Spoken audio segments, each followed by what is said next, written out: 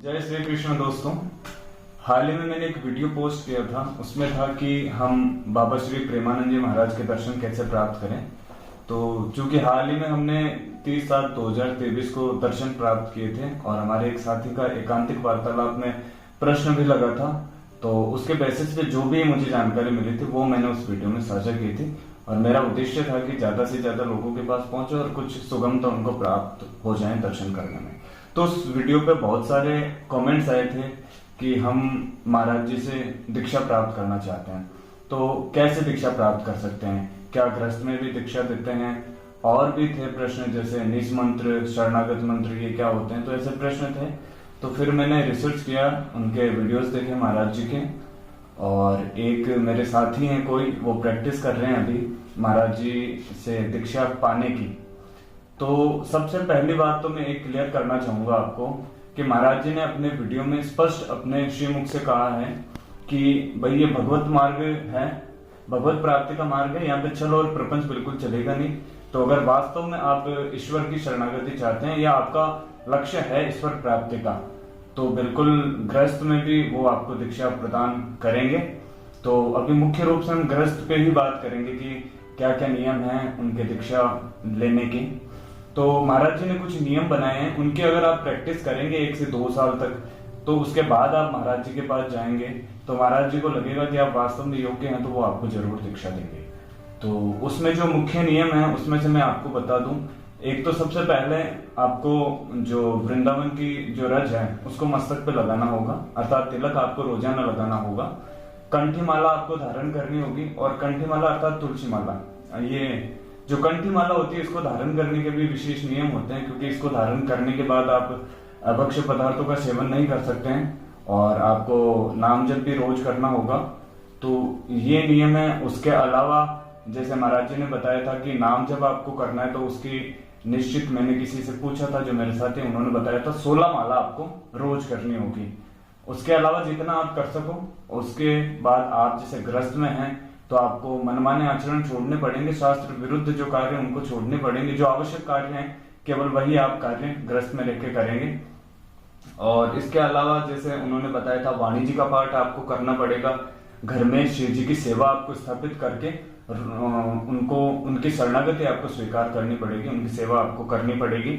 और सात्विक भोजन ग्रहण करना पड़ेगा। उसके साथ में अंतिम आपको वृंदावन में वास लेना पड़ेगा 1 से 1.25 महीने का, इतना वास आपको लेना पड़ेगा। ये सारी प्रैक्टिस होने के बाद जब आप महाराज जी के पास जाते हैं तो महाराज जी को अगर आप योग्य लगते हैं, उनको लगता है वास्तव में आपकी चाह है ईश्वर के प्रति, तो वो आपको दीक्षा प्रदान करेंगे। इससे पूर्व भी आप जाके महाराज जी से मिल सकते हैं, उनके शिष्यों से आप बातचीत कर सकते हैं कि मुझे दीक्षा लेना है, तो वो भी आपको ये सारी जानकारी उपलब्ध करवाएंगे। क्योंकि ये जो सारी जानकारी मैंने ऑलमोस्ट जानकारी महाराज जी के वीडियो से ही ली है। और ये वीडियो की क्लिप जो है या तो मैं इसी वीडियो में एडिट करके डाल दूंगा या फिर आपको मैं डिस्क्रिप्शन में इसका लिंक दे दूंगा ताकि आप भी एक बार उसको सुन सकें। एक था कि निज मंत्र और शरणागत मंत्र का भी था। तो शरणागत मंत्र तो जैसे जब आप दीक्षा ग्रहण करते हैं तब महाराज जी प्रदान करते हैं, और निज मंत्र होता है कि वो शरणागत मंत्र की एक प्रैक्टिस होने के बाद लंबी, उसके बाद आपको जो है निज मंत्र महाराज जी प्रदान करते हैं। तो ये है शरणागत मंत्र, निज मंत्र। और इसके अलावा जैसे और भी कोई क्वेरीज है तो आप मेरे को कमेंट करके पूछ सकते हैं। और इसके अलावा एक मैंने जो वीडियो की बात करी थी, जो मैंने शुरू में बताया था, एक वीडियो डाला हुआ है, तो इसमें एक चीज मैं और क्लियर करना चाहूंगा कि पहले हमारे एक मित्र ने जब दर्शन किए थे तब वहां कुछ नियम अलग थे, और जब हमने दर्शन किए थे तो कुछ नियम वहां के अलग थे। तो जब हमने दर्शन किए थे वो मैंने सारी जानकारी इस वीडियो में डाली है। अगर जैसे ज्यादा भीड़ बढ़ती जा रही है तो उसको देखते हुए मैनेजमेंट है वहां का, जो महाराज जी के शिष्य हैं, सेवादार हैं, वो नियमों में कुछ बदलाव भी करते हैं। तो एक बार आप इसके बारे में स्पष्ट जानकारी भी प्राप्त करें। और इसके अलावा और भी कोई क्वेरी आप जरूर कमेंट बॉक्स में डालिएगा। और हाँ, एक बात और बता दूं मैं आपको, जैसे महाराज जी जब दीक्षा देते हैं उससे पहले यमुना जी में स्नान करवाते हैं, तो इन सब के बाद आपका दीक्षा भी देते हैं। और दीक्षा का, हाँ, जब हम गए थे और हमारा प्रश्न लगा था तो दीक्षा वाले जो लोग होते हैं उनको एकांतिक वार्तालाप के साथ ही बैठाते हैं, एकांतिक वार्तालाप वाले लोगों के साथ। और जब एकांतिक वार्तालाप से पूर्व उनको अलग बुला के महाराज जी दीक्षा।